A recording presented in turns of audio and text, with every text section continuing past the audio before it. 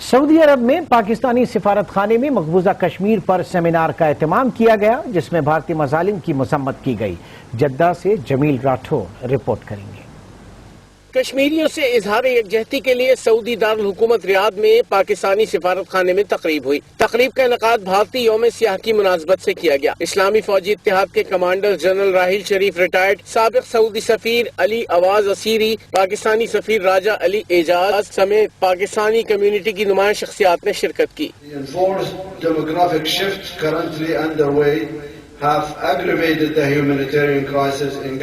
General Raheel Sharif retired نے کہا کہ کشمیریوں نے ناقابل فراموش قربانیاں دیں اور آج بھی اس مقصد کے حصول کے لیے ہر قربانی دینے کو تیار ہیں۔ Indian atrocities have escalated to unprecedented brutalities since August 2019 when India illegally and unilaterally revoked Article 370 and 35A.